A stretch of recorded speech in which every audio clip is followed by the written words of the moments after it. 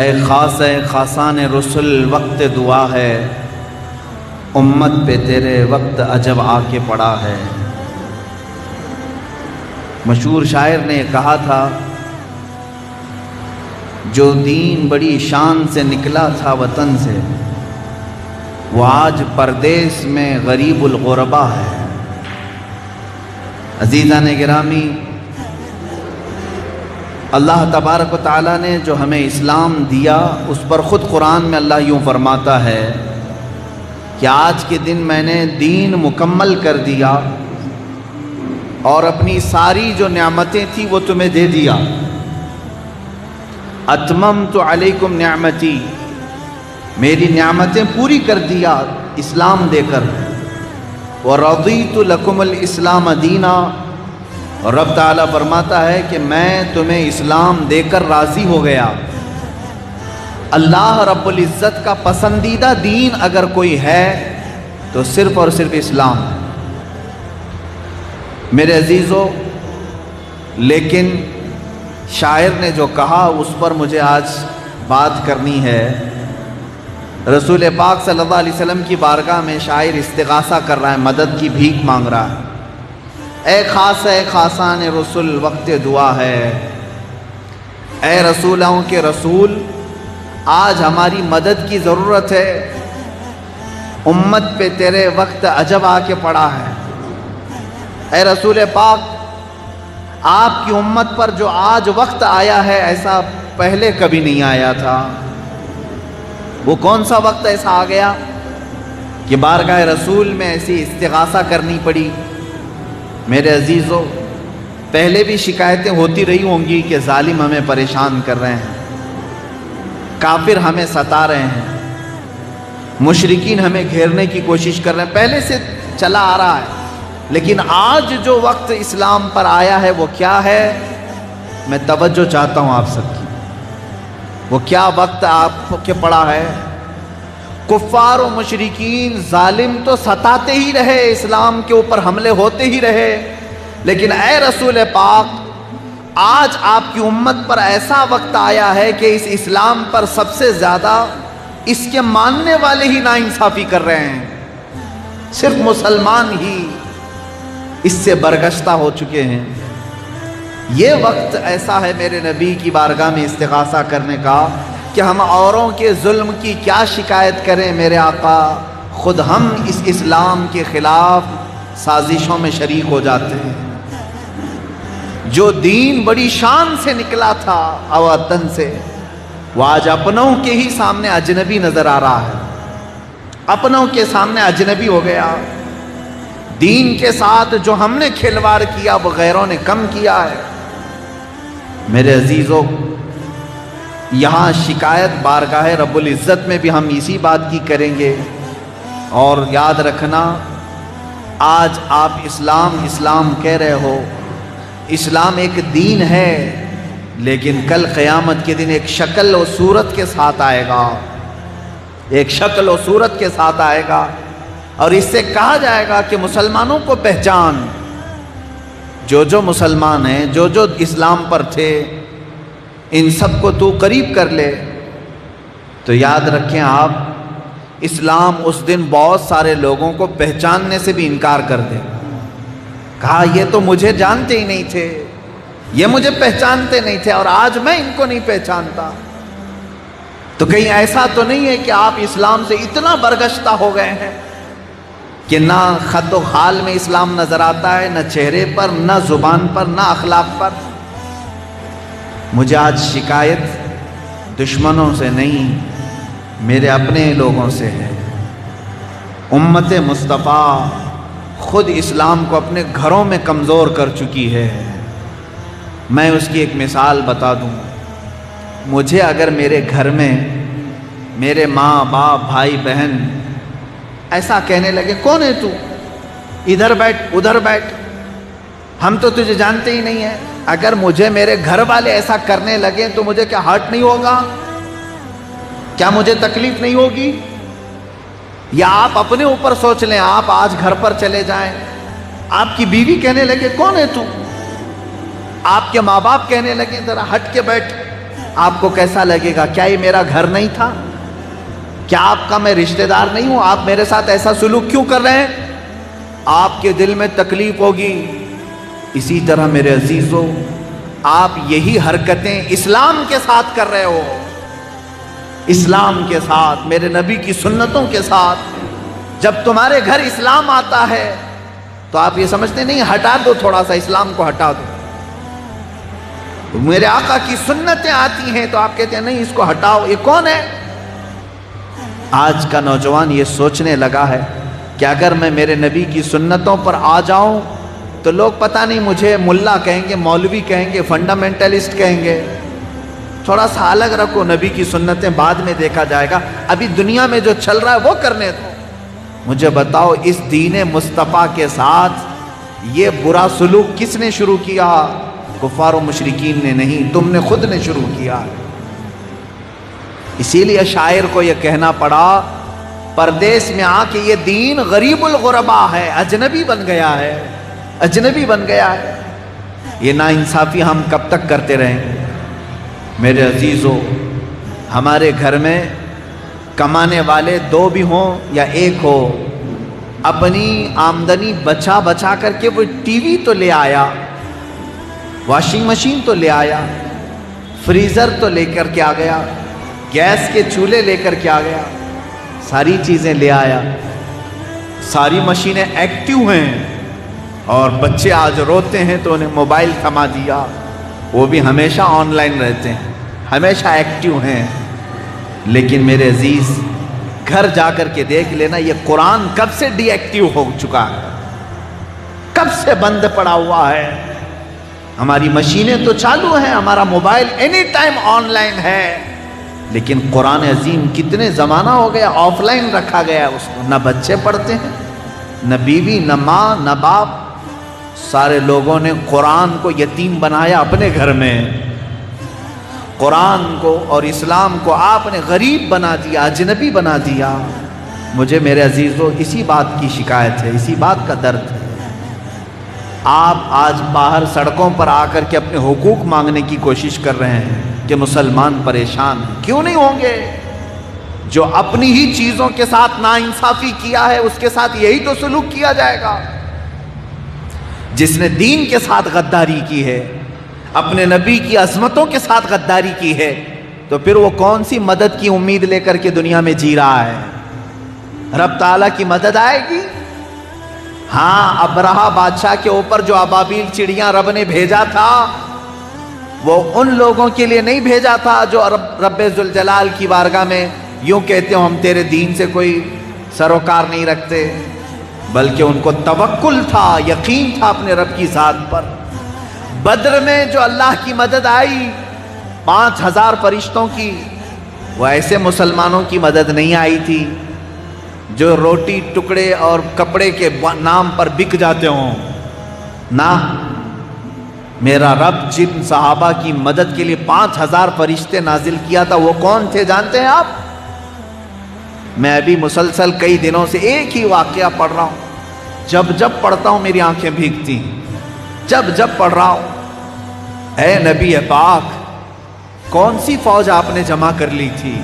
کون سی فوج تھی یہ صحابہ کی جو فوج تھی؟ میں آج آپ کو بتاؤں گا تو آپ کو بھی دل مچلنے لگے گا میرے عزیز۔ جس کا ضمیر بیدار ہے وہ ضرور کپکپی محسوس کرے گا۔ ایک وقت ایسا آیا ہے میرے نبی کے صحابہ پر، 550 صحابہ مل کر کے خندق کھود رہے ہیں جنگ خندق کے موقع پر، اور خود میرے آقا بھی کھود رہے ہیں، مٹی اٹھا رہے ہیں، ٹوکریوں میں پتھر اٹھا رہے ہیں اور لے جا رہے ہیں، پھینک رہے ہیں، دن رات محنت کر رہے ہیں۔ کھانے کے لیے کیا تھا ان کے پاس؟ پورا دن گزر جاتا، کھانے کی کوئی چیز نہیں۔ اور ادھر جو لشکر آیا تھا 25,000 کا لشکر آیا ہے مشرکین کا، یا 10,000 سے زیادہ کا لشکر آیا ہے، اور وہ لشکر ایسا لشکر کافروں کا جن کے پاس مال دولت، عجب قسم کے پھل اور جب رات کو وہ چولہے لگاتے تھے اور گوشت بھونتے تھے تو ان کے گوشت کے بھوننے کی خوشبوئیں ادھر بھی آتی تھی صحابہ کے پاس. اور یہ نہتے صحابہ جو چند ہزار کی تعداد میں تھے میرے نبی کے ساتھ کھڑے تھے. بھوک کی وجہ سے پیٹ سے لگ رہا تھا. ہر صحابی کے پیٹ پر پتھر بندھا ہوا تھا اور میرے نبی کے پیٹ پر 2 پتھر بندھے ہوئے تھے. ادھر روٹیاں بھونی جا رہی تھی, تندور میں روٹیاں بنائی جا رہی ہیں, گوشت تندور پہ رکھا جا رہا ہے, بکرے بھون کر کے کھائے جا رہے ہیں. مجھے بتاؤ, میں نے تاریخ کی کتاب اٹھا کر کے دیکھی, آنکھیں بھیگے نہ تو میرے عزیزو سچ بتاؤ, ایک بھی صحابی نے یہ نہیں کہا کہ یا رسول اللہ ادھر سے جا کر کے ایک روٹی مانگ کر کے لے آ جائیں. ایک صحابی نے میرے نبی سے بے وفائی نہیں کی. 1000 صحابہ میں سے ایک صحابی نے بھی, حضور سوئے ہیں چلو رات کے وقت کافروں سے ہاتھ مل لیتے ہیں, ایک روٹی تو لے آئیں. نہیں, کھانے کا انداز صحابہ کا یہ ہے, میرے آقا صلی اللہ تعالی علیہ وسلم ایک کھجور چوس کر کے دیتے. 10 صحابہ ایک کھجور پر گزارا کر رہے ہیں. 10 صحابہ کے پاس ایک کھجور کی گھٹلی ہے اور مشرکین کے پاس طرح طرح کے کھانے ہیں. ایک صحابی نے بھی رات کو اٹھ کر کے میرے آقا کے سوتے ہوئے بھی جا کر کے کہا, اے مشرکین تھوڑا کھانا دے دو, بوٹیاں تمہارے پاس ہیں, روٹیاں تمہارے پاس نہیں. میرے عزیز, یہ بکنے والے لوگ نہیں تھے. تبھی تو رب تعالیٰ نے قرآن میں فرمایا رضی اللہ عنہم ورضوا عنہ, اللہ اس جماعت سے راضی ہو گیا, اللہ سے یہ راضی ہیں, اللہ ان سے راضی ہو گیا. اللہ کی مدد یوں ہی آتی ہے. آج حالات یہ ہیں, یہاں مسلمان ٹوپی والے داڑھی والے کفار و مشرکین کی گود میں بیٹھے ان کی جے جے کر رہے ہیں. ابھی الیکشن آئے گا تو دیکھنا کہ کون کس کی پارٹی میں کتنے لوگ ہیں. تمہاری داڑیاں تمہاری ٹوپیاں محض دکھاوے کی ہو جائیں گی. جب تمہارے سینے کے اندر اسلام نہیں آ سکا تو پھر تمہارے ظاہری اسلام سے اللہ کی کوئی مدد نہیں آنے والی ہے. ایک بات یاد رکھو, ایک عام انسان کی طرح جیو گے, بس دنیا سے ویسے ہی چلے جاؤ گے. قیامت کے دن میری یہ بات یاد آئے گی, کہیں ایسا نہ ہو جائے کہ اسلام بھی کہہ دے کہ میں اسے نہ پہچانتا ہوں نہ میں اسے جانتا ہوں. اس لیے کہ دنیا میں کبھی یہ مجھے اپنے گھر میں آنے نہیں دیا, اپنے بچوں پہ آنے نہیں دیا, اپنی بیوی پہ آنے نہیں دیا, تو میں آج اس کو نہیں پہچانتا ہوں. سچ بتاؤ اے نوجوانوں, اگر تم مسلمان ہو تو پھر اسلام کو اپنے گھر میں آنے کیوں نہیں دیتے؟ اسلام کو اپنی چوکھٹ سے باہر کیوں بھگاتے ہو؟ اگر تم سچے مسلمان ہو تو اپنی بیویوں پہ اسلام آنے کیوں نہیں دیتے؟ اسلام کو کیوں اپنے گھروں سے باہر بھیجتے ہو؟ کیا ہم اسلام کے ساتھ یہ ناانصافی کا سلوک نہیں کر رہے ہیں؟ اگر تم سچے مسلمان ہو تو ان نوجوانوں کے چہروں پر اسلام کو کیوں نہیں آنے دیتے؟ کیوں چھیل کر کے گٹروں میں بہا دیتے ہو؟ تمہیں دشمنی ہے اسلام سے؟ عمل تو یہی بتا رہا ہے. اگر تم اپنے بچوں کو اسلام سے محبت کرتے ہو تو ان کے ہاتھوں میں اسلام کیوں نہیں آنے دیتے؟ قرآن کیوں نہیں آنے دیتے؟ کہیں تو ہے. اسی لیے اقبال نے کہا تھا, خیرت نے کہہ دیا لا الہ تو کیا حاصل, دل و نگاہ جو مسلمان نہیں تو کچھ بھی نہیں. تم لا الہ الا اللہ پڑھتے رہو, لیکن جب تمہارا دل اور تمہاری نگاہیں اسلام میں آنا ہی نہیں چاہتی تو یہ لا الہ کا بھی کوئی حاصل نہیں ہوگا. تم کیا سمجھتے ہو سفید کپڑے پہننے کا نام اسلام ہے؟ بڑے کا گوشت کھا لینے کا نام اسلام ہے؟ سال میں ایک مرتبہ نیاز فاتحہ کر لینے کا نام اسلام ہے؟ میرے عزیزو, جس طرح میں سمجھتا ہوں تم اپنے بچوں کے ساتھ سلوک کرتے ہو, کاش اسلام کے ساتھ اتنا بھی سلوک کر لیتے. میں آج سمجھتا ہوں کہ ہمارا اسلام بہت بلندی پر ہوتا. آپ سوچ رہے ہوں گے, ہاں بالکل میں سچ کہہ رہا ہوں, ہم اپنے بچوں سے بھی زیادہ اس کے ساتھ غیر کا سلوک کرتے ہیں. آپ دیکھتے نہیں ہیں تمہارا بچہ ہے، صبح سے تمہاری آنکھوں کے سامنے ہے، اور تھوڑی دیر کے لیے کھیلنے کے لیے باہر گیا، لیٹ ہو گیا تو بے چین ہو گئے، کہاں ہے میرا بچہ، کہاں ہے میرا بچہ؟ شام ہو گئی ابھی تک آیا کیوں نہیں؟ اتنے بے قرار ہوتے ہو۔ آیا گھر میں، دھول لگی ہوئی تھی، چہرہ پوچھ دیا، اس کو دھلا دیا، کہاں گیا تھا میرے بچے، اتنی دیر باہر کیوں چلا گیا تھا؟ اے میرے عزیز، تم اپنے بچوں کے ساتھ ہی کرتے ہو، جاؤ اپنے گھروں میں دیکھ لینا میرا اسلام کہاں گیا، میرا دین کہاں غائب ہو گیا۔ ارے اس کو جا کر کے تمہارے گھروں سے برسوں ہو گئے، واپس آنے کا انتظار بھی نہیں کر رہے، گھروں سے غائب ہے۔ میں یہ بات اگرچہ کہہ رہا ہوں کڑوی ضرور ہے، کیونکہ میرے مصطفیٰ صلی اللہ علیہ وسلم نے فرمایا جس گھر میں قرآن کی تلاوت نہیں ہوتی ہے اس گھر میں مردے رہتے ہیں، مردے رہتے ہیں، کوئی زندہ نہیں رہتا ہے وہاں پر۔ کتنا زمانہ ہو گیا قرآن گھروں میں نہیں پڑھا گیا، تو گویا کہ تمہارے گھروں سے اسلام باہر جا چکا ہے، تم نے اس کے آنے کا انتظار بھی نہیں کیا۔ تمہارے بچے کھو جائیں تو بار بار احساس کرتے ہو، تمہارے چہروں سے اسلام چلا گیا، کبھی پوچھا کہ اسلام کب آئے گا میرے جسم پر، کب آئے گا میرے جسم پر؟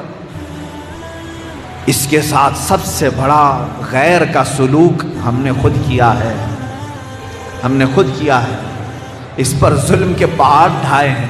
یاد رکھنا یہ اسلام میرے نبی کی بارگاہ میں جا کر روز شکایت کرتا ہوگا، اے اللہ کے نبی آپ مجھے پوری دنیا میں پھیلانے کے لیے پتھر کھائے، طائف کی وادیوں میں آپ کی پیشانی انہوں نے لہو لہان کر دی، آپ اسلام ہی کو تو لے کر کے گئے تھے نا طائف، کیا لے کر کے گئے تھے، کیا لے کر؟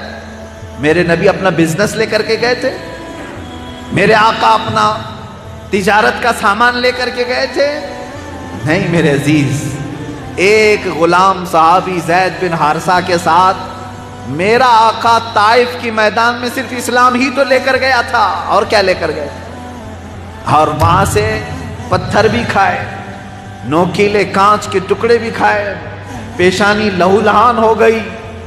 آج یہ اسلام میرے نبی کے دربار میں شکایت ضرور کرے گا، اے آقا آپ مجھے لے کر طائف کے بازاروں تک چلے گئے تھے، لیکن آج آپ کی امت مجھے گھر سے نکال کر بھیج چکی، آپ کا امتی اپنے گھروں سے مجھے بھیج چکا ہے، یہ غریب ہو گیا ہے، غریب الغربا ہے، آج اپنے پردیس میں آ کر اسلام غریب الغربا ہے، اپنی مجلسوں سے اسلام غائب، ہماری محفلوں سے اسلام غائب، ہمارے لیڈروں کے طور طریقوں سے اسلام غائب۔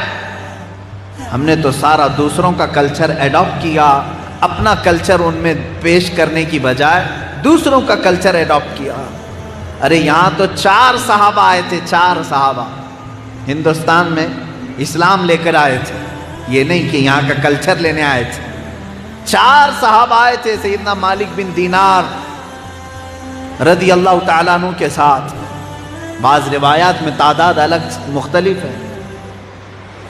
جب وہ تشریف لائے تو مجھے ایک واقعہ یاد آتا ہے، ناریل کا درخت انہوں نے پہلی مرتبہ دیکھا تھا،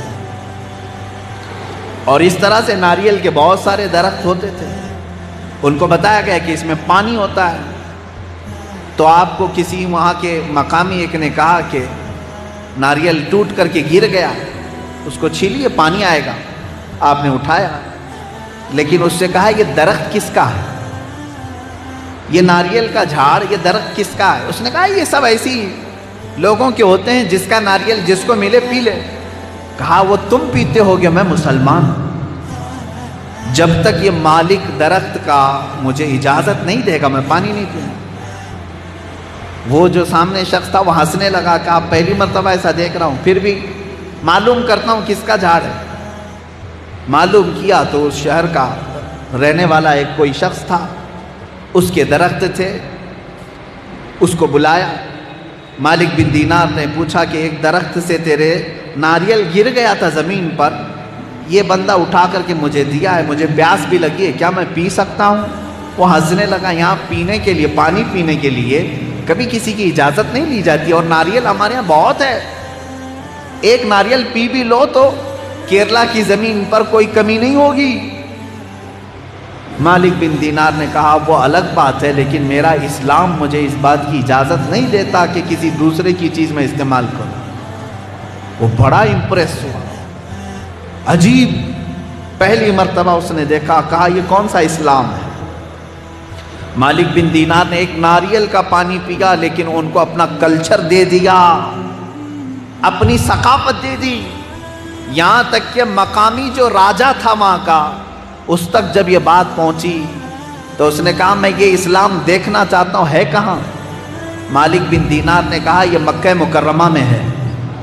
جو رسول پاک صلی اللہ تعالیٰ علیہ وسلم مکہ مکرمہ سے ہجرت کر کے مدینے جا چکے تھے، تو جو راجا یہاں پر موجود تھا اسی دن اس نے سفر کا ارادہ کیا اور اپنے چند ساتھیوں کے ساتھ مدینہ رسول پہنچ گئے، میرے آقا صلی اللہ تعالیٰ علیہ وسلم کی بارگاہ میں جا کر اسلام قبول کیا۔ واپسی کے وقت اس کا انتقال بیچ راستے میں ہوا، یہ تاریخ ہے۔ میں آپ سے یہ کہتا ہوں کہ جو دین بڑی شان سے نکلا تھا مکہ اور مدینے، اور دوسروں کو عداوتیں مٹانے کے لیے آیا تھا، اور اپنا کلچر، اپنا رنگ ان کے اوپر ڈھانے کے لیے آیا، اپنا رنگ جمانے کے لیے آیا تھا، آج اسی دین کو اس کے ماننے والوں نے اپنے چہروں سے نکال پھینک دیا، اپنے اخلاق سے نکال کر دور کر دیا، اپنی تعلیمات سے اسے ہٹا دیا۔ اسلام دور جاتا ہے، دور جا رہا ہے، گھروں سے غائب ہوا، محلوں سے غائب ہوا، اب تو مسجدوں سے بھی جانے لگ گیا ہے۔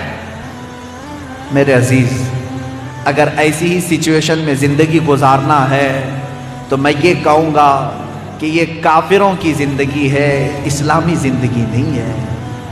اسلامی زندگی وہ ہوتی ہے جہاں میرے آقا صلی اللہ تعالیٰ علیہ وسلم کی ایک آواز پر لبیک کہتے ہوئے ہر ایک کی گردن جھک جاتی ہے، ہر ایک کی گردن جھک جاتی ہے۔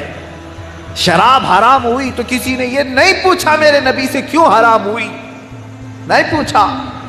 میرے آقا صلی اللہ تعالیٰ علیہ وسلم نے فرمایا جوا حرام ہے، کسی ایک صحابی نے بھی نہیں پوچھا کہ کیوں حرام ہے۔ میرے آقا نے فرمایا سود آج سے حرام ہے، جتنے صحابہ تھے سبوں نے، ایک صحابی نے بھی نہیں پوچھا کہ کیوں حرام ہے، بلکہ رسول نے جو فرما دیا وہی اسلام ہے۔ جب اس کو انہوں نے ایکسپٹ کیا دل سے، وہی صحابہ کی جماعت تھی جنہوں نے پوری دنیا میں اسلام کو روشناس کرایا اور چمکایا۔ اور آج اسلام کو جب تم اپنے اخلاق سے نکال کر دور کرو گے تو گویا کہ ظالموں کی شکایت بعد میں کرنا، اپنوں کی شکایت پہلے کرو۔ یہی میرا میسج تھا آج کے دن۔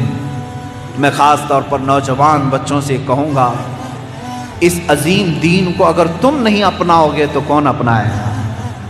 کون اپنائے گا؟ ہر باپ کی یہ ذمہ داری ہے۔ باپ تو یہ چاہتا ہے کہ میرا بچہ نیک صالح فرما بردار ہو۔ کیا آپ میں سے کوئی یہ نہیں چاہتا؟ ہر ایک چاہتا ہے میری بیوی اچھی ہو، میرے بچے اچھے ہوں، کوئی بھی بے حیا دیکھنا نہیں چاہتا۔ جب تم اپنے بچوں کو اچھا دیکھنا چاہتے ہو، اپنی بیوی کو اچھا دیکھنا چاہتے ہو، تو جس فیکٹری سے یہ بچہ نکل رہا ہے وہ فیکٹری کتنی اچھی ہونی چاہیے۔ تم خود اپنے آپ کو کیوں نہیں بدلنا چاہتے؟ جب تمہارے اندر اسلام آ جائے گا تو دیکھنا اس فیکٹری سے جو بھی بچہ نکلے گا وہ حقیقی مسلمان بن کے نکلے گا، حقیقی مسلمان بنے گا۔ حالات کو تبدیل نہ کیا جائے تو قرآن کہتا ہے ان اللہ لا یغیر ما بقوم حتی یغیروا ما بانفسہم۔ بڑی بات کہہ رہا ہوں میں۔ رب تعالیٰ فرماتا بے شک اللہ اس وقت تک کسی قوم کی حالت نہیں بدلے گا جب تک وہ قوم خود اپنی حالت بدلنے کی فکر نہ کرے۔ قوت فکر و عمل پہلے فنا ہوتی ہے جب کسی قوم کی شوکت پہ زوال آتا ہے۔ زوال بندے مومن کا بے زری سے نہیں۔ اقبال نے کہا ہے ایمان والے کا جو زوال ہے یہ مال نہیں ہونے کی وجہ سے نہیں ہے، پیسے نہیں ہیں اس لیے عاجز ہیں، حکومت نہیں ہے اس لیے آج کمزور ہیں، نہیں، یہ اسباب نہیں ہیں تمہارے زوال کے۔ ارے وہ صحابہ جن کے پاس ایک کھجور کی گٹھلی 10 لوگ چوستے ہیں، جنگ بدر میں گئے ہیں، 8 صحابہ کے درمیان ایک تلوار، ارے بے زری تو ان کے پاس تھی، پہننے کے لیے چپل نہیں تھے، مال کی کمی تو ان کے پاس تھی، زوال بندے مومن کا بے زری سے نہیں، سبب کچھ اور ہے جسے تو خود سمجھتا ہے۔ اقبال نے کہا ہے سبب کچھ اور ہے جسے تو خود سمجھتا ہے، زوال بندے مومن کا بے زری سے نہیں۔ وہ سبب کیا ہے جو تمہیں خود کو بھی معلوم ہے؟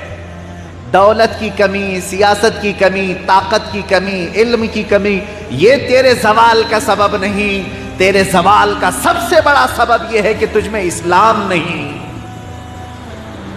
زوال یہ سبب ہے، تجھ میں اسلام نہیں۔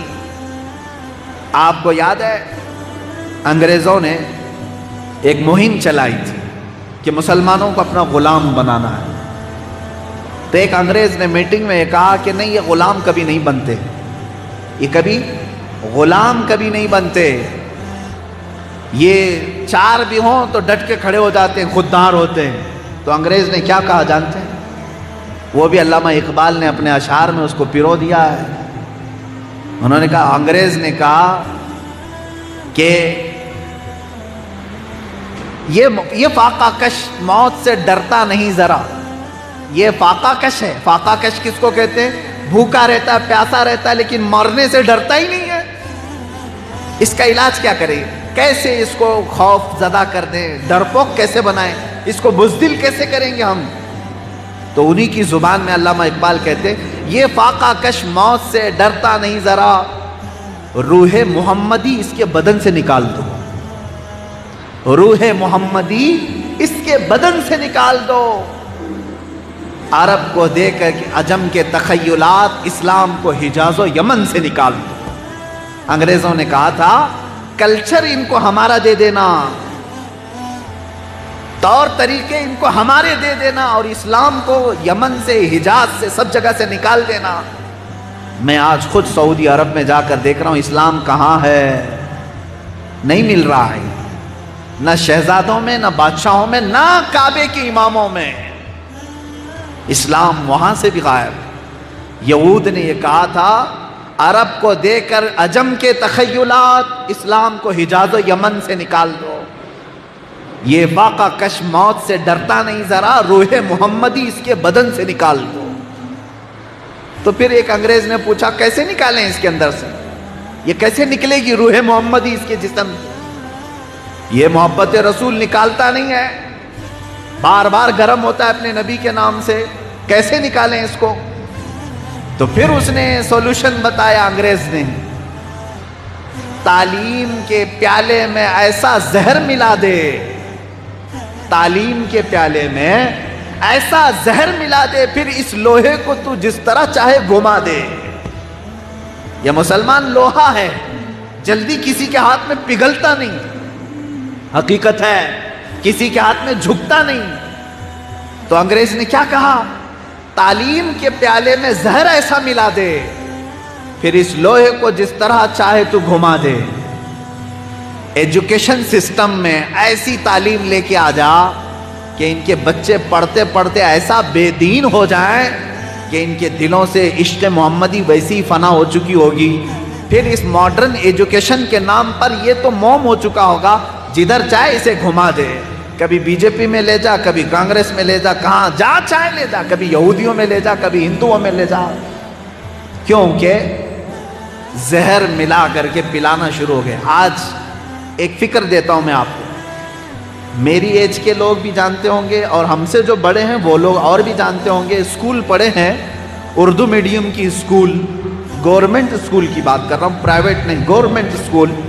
ہم نے اردو میڈیم کی اسکول میں میرے نبی صلی اللہ علیہ وسلم کے نام کا ایک چیپٹر پڑھا ہے۔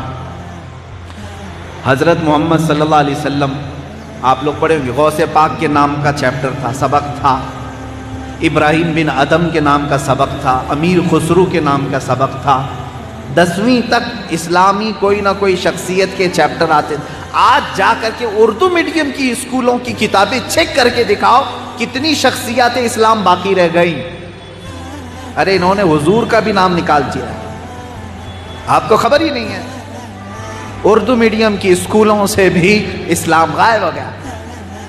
ہماری تاریخ نہیں ہے، اور ان کی چوہوں کی تاریخ ہے، شیطانوں کی تاریخ ہے۔ آج اسکول کے تعلیمی بورڈ میں، ایجوکیشن سسٹم میں ایسا زہر ہے کہ بچے وہیں سے بے دین ہو چلے جائیں۔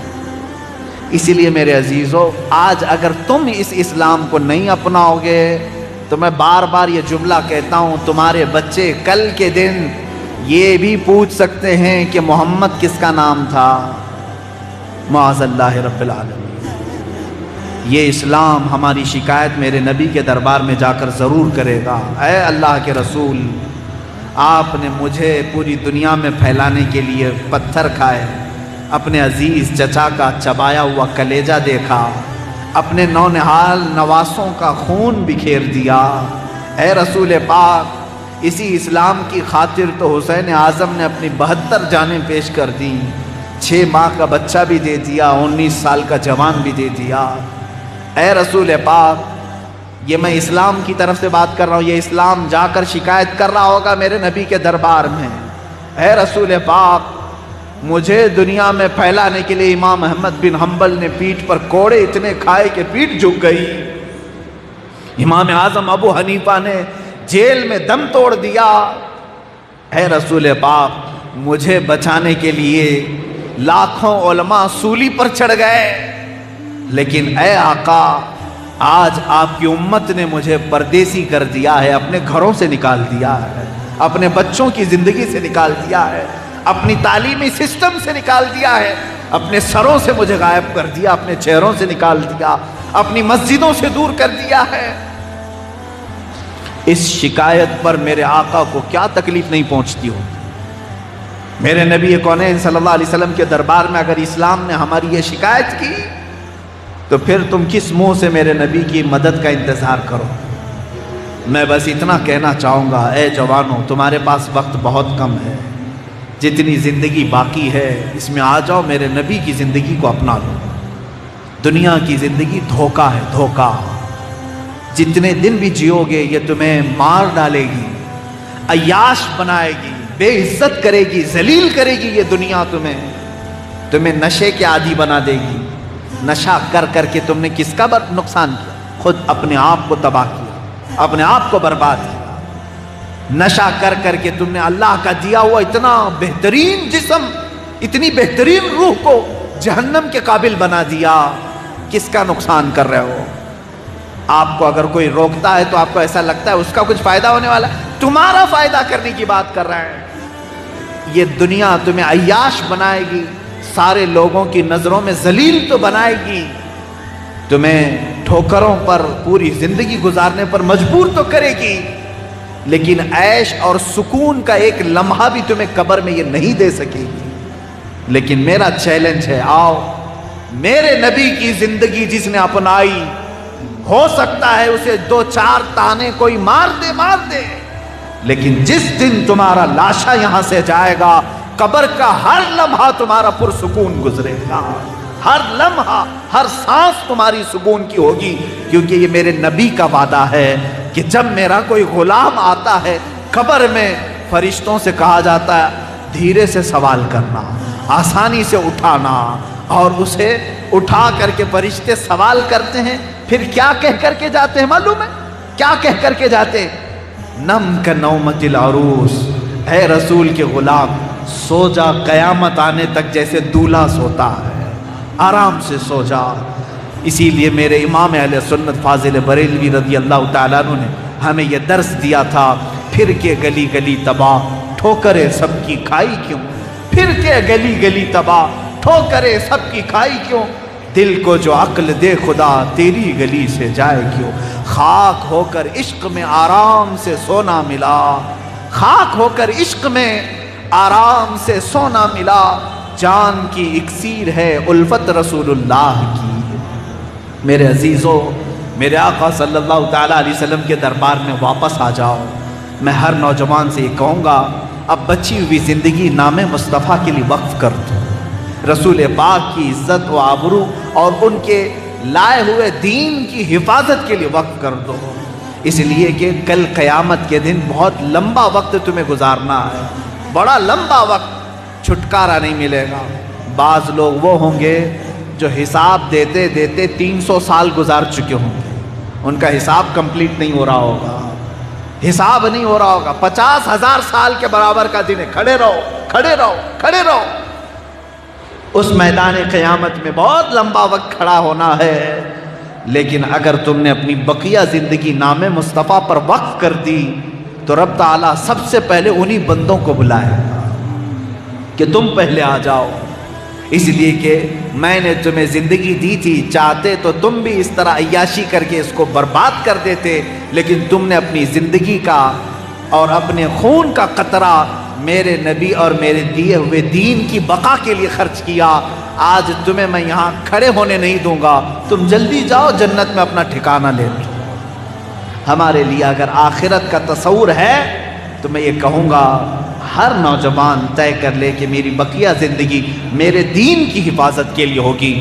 ایک بات میں آپ کو بتا دوں، ایک بات، جب کبھی اپنے لیے جان بچانے کی ضرورت پیش آئے، جان بچانے کی ضرورت پیش آئے تو کچھ چیزیں قربان کرنے کا حکم دیا ہے اسلام نے. جان بچانا فرض ہے، اور اگر دین پر کچھ آ جائے تو اپنی جان دے کر دین بچانا فرض ہے. اللہ رب العزت ہم سب کو دین اسلام پر قائم رکھے اور اس کی حفاظت کرنے والے مجاہدین میں ہمیں پیدا کرے. رب تبارک و تعالیٰ کہنے سننے سے زیادہ عمل کی توفیق عطا فرمائے. وآخر دعوانا الحمدللہ.